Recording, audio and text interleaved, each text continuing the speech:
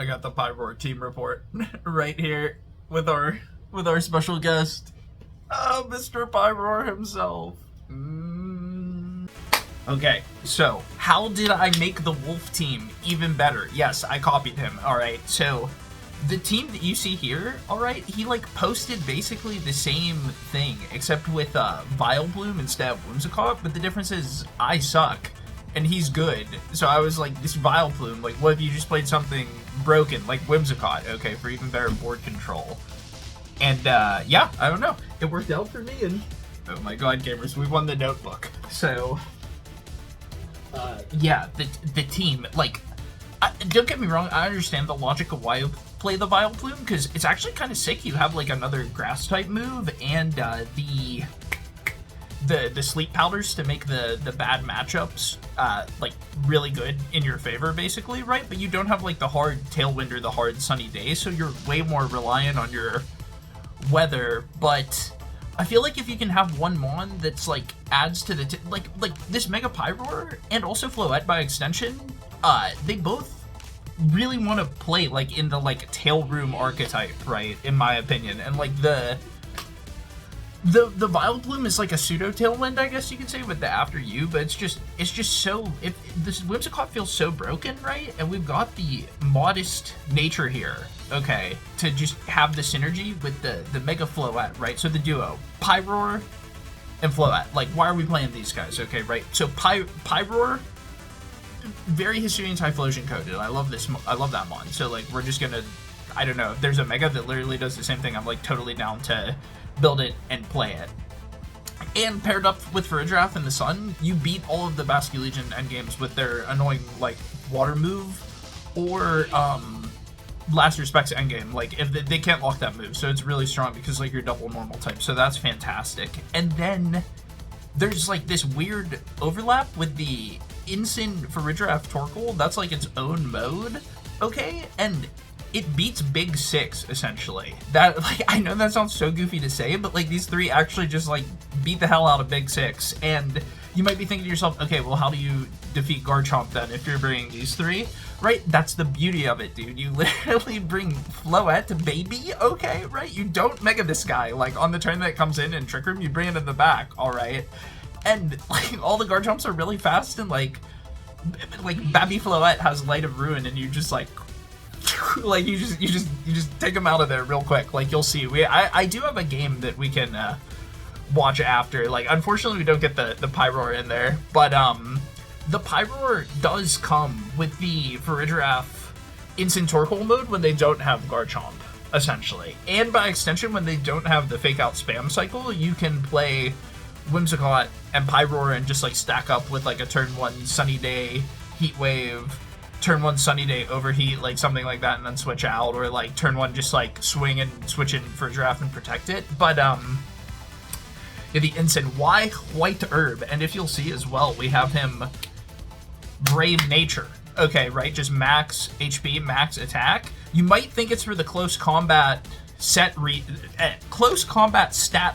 if you're like relatively newer, okay, but work with me on this, dude. We do not have the clear amulet anymore, and the clear amulet with the Vileplume and the instant lead prevented you from losing to other instant cycling you. So like, you got so much mileage out of your Trick Room turns, essentially, and you couldn't be parting shot off of, so you couldn't be slowed down, and the close combat has great coverage. But if they try to stop your Trick Room turns and you're like preemptively give you the defensive pin so that Torkoal cannot sweep in the endgame, the beauty of it is this, that you have Helping Hand close combat, right, to just cave their skull in. And I'll put the like a lot of these calcs on screen, right, and just like put that in there just so you guys can see what I'm talking about here. But yeah, this Vileplume, wow, this is a masterpiece. I don't know if I want to reveal these EVs if I have to. I put the Round team out there. You met this Vileplume at a very Chinese time in his life, because he literally has the Chinese EV spread. Look at this, guys. I literally am modest nature, no EVs, okay? And then I'm 31 HP and 14 special defense. Why? To always live the plus 32 modest Charizard Weather Ball in the Sun, baby. That's right. They literally need to crit me in order to kill me. I'll put the calcs up on the screen. But that being said, there are some moves that you do not live. Okay, right? But, yeah, of the special variety, and I'll put this up there. It's like random Light of Ruins and stuff, and, like, I don't know, Sylveon, Fairy Feather, Hyper Beam can be sketchy, of course. I mean, it's sketchy for, like, every mon. And then, why 5 Speedy Bees? Okay, because Jolly Garchomp is 169 speed, so in Tailwind, I'm always 1 point faster. With a Psychic or something like that. Like, that's pretty relevant. You get what I'm saying here? Like, I can outspeed, like, this super duper problem mon in either mode of my tail room, my trick room or my Tailwind XD. But yeah, and then the rest is just all into defense. You gotta be careful about King Gambit though, of course, but that's what Incineroar, Fake Out, and like the slow speed stat is for, to just like get him after you have Trick Room, like go for Fake Out, Trick Room, or well, I mean, you can't protect the Farigiraf, but you could like go for Torkoal or like some other cycle play. You gotta be careful with King Gambit, like no question. But that being said, you do have Torkoal to kill him, the most classic Trick Room sweeper, and I don't know, these big 6 guys like don't have a good out for him besides Garchomp. So after Floette clears, then Torkoal sweeps, right? Because, you know, he can't be brought down by Sucker Punch when he's spamming Eruption. And then once he's chunked, you still have a Weather Ball. Like, Weather Ball single target nuke pressure. It's very powerful, especially with the Charcoal. Like, you have all sorts of multipliers between the Sun, the, like, max, quiet nature to be as slow as possible in Trick Room, and the, Earth Power is because of Ceruledge. Otherwise, like, this team really struggles with Ceruledge, essentially, because, like, if you think about, like, Farigiraf, like, with the Psychic, you're not necessarily able to, like, clear through, and if they if they're able to remove Incineroar, then you're in dire straits if you don't have this move on Torkoal, essentially, because, you've lost your Helping Hand Darkest Lariat angle that you can also go for with this team, so, yeah, that can make it difficult. Floette, like, I mean, we can go over it, but, like, it's 3 fairy moves, and it does, like, a gigabazillion damage. Honest to God, this Lamp Ruin move is so broken. You'll see. But, I guess the one thing to mention is that, it is a tremendous boost to Whimsicott, right? The Fairy Aura Moonblast. Like, you really shouldn't forget that. Oh, my Whimsicott is timid. Guys, I'll have to change the code, honestly, at some point. But, yeah, I mean, even timid is fine. You can do a ton of damage to Garchomps and such, but you can always kill it with Modest, so that is one thing to note, I guess, I would say. But, yes, it is, still powerful with timid, because you can't lose to, we'll keep this because stylistic preference a little bit, and also you cannot lose to, encore shenanigans. Like, you can go for, like, another prankster move after your Tailwind or Sunny Day or something like that, for example, in the Whimsicott Mirror, if they were to have it. So, like, there is a reason to play timid, of course. But, yeah, Floette, broken, especially with Whimsicott lead. Like, you'll see Pyroar is very strong, but you're walking the knife's edge when you play this guy. So, yeah, I'll show the team in action.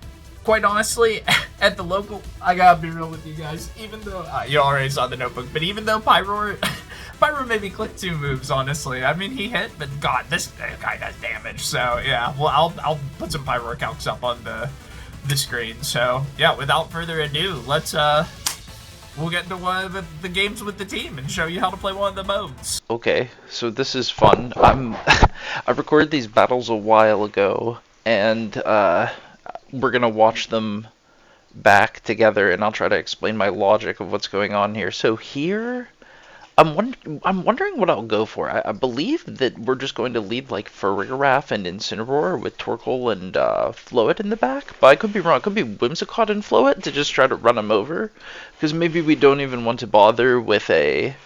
I think it's going to be Whimsicott and Floette with Farigiraf in the back, because then we can run him over and not worry about Fake Out because we have the Armor Tail to protect us. Yeah. And Incin is really complementary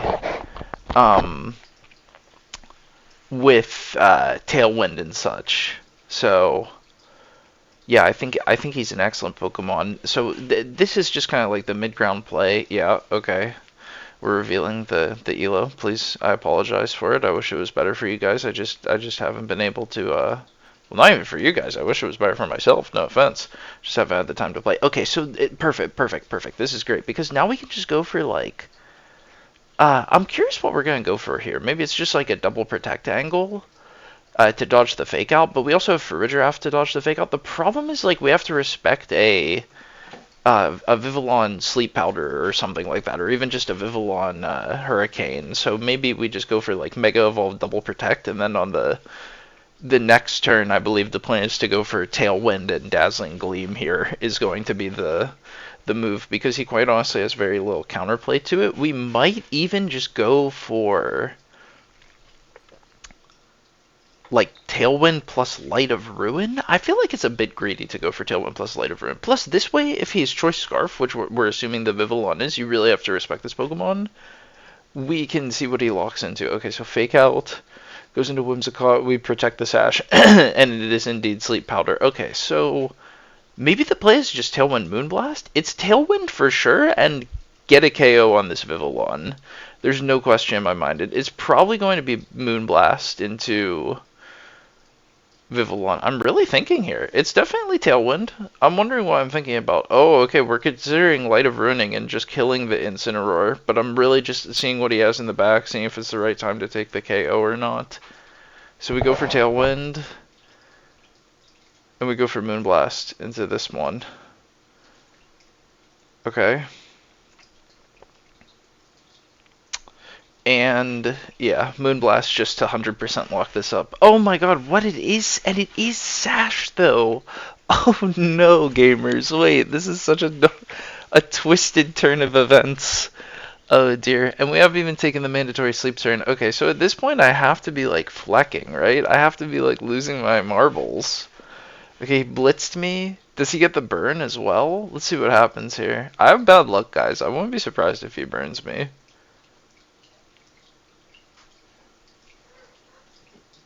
Oh my. Okay, there's a brief cut just because I had to check that I was still recording and such. Sorry about that, but okay. Okay, so I have to just take the mandatory sleep turn here. And I'm probably... I wonder what I'm going to do with this Whimsicott.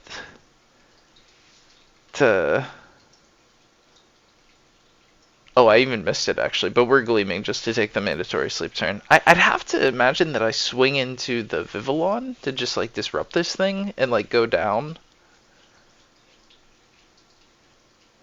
Let's see though.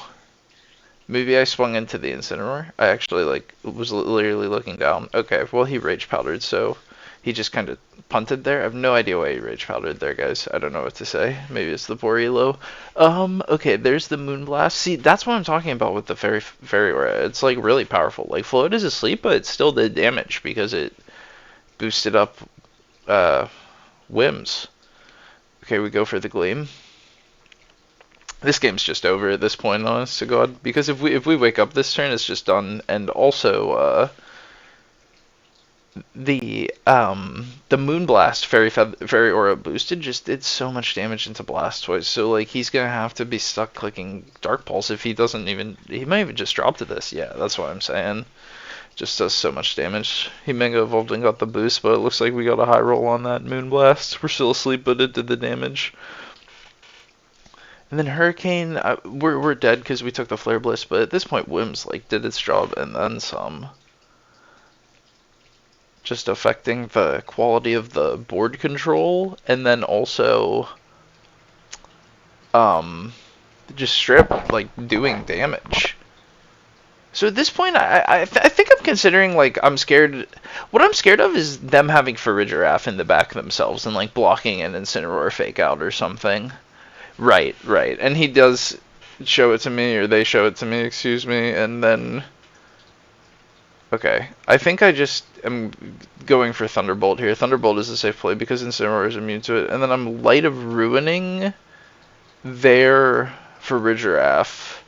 Yes, because my logic is that my Incineroar is Brave Nature, so even if he lives this and gets the Trick Room up, then...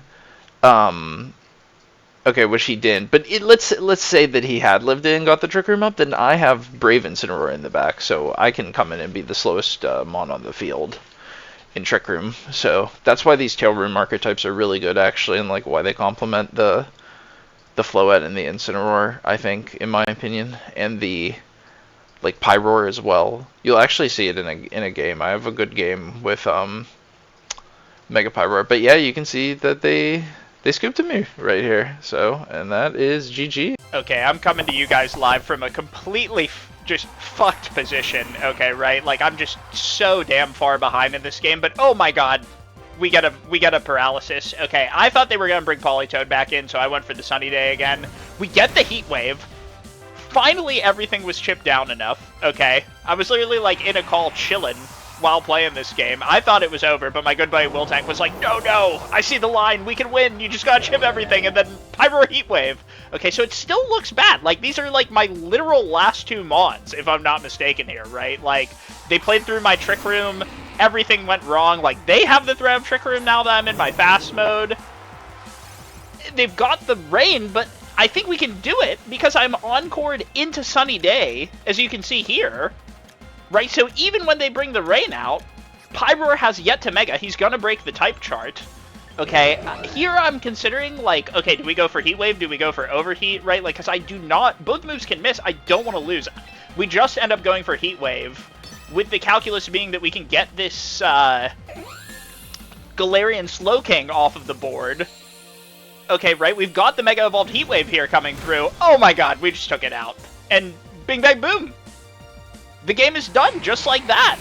Like, you just gotta chip these mons and get them in range of Heat Wave, and yeah, you can't lose. And from here, you know, we don't have to click a fire move or anything like that. We just have to click Solar Beam with the Pyroar. Literally cannot miss. And we won from this fucked position. You can see Pyroar is my last mon. The Whimsicott was the second to last mon. It didn't do anything but affect the board. These Tail Room archetypes are just very, very good at controlling the board. So, I'm a fan of them. Pyroar, he eats glue. You eat glue if you play this guy, and yeah, that is the W. We were able to win from this just abysmal position. We did it!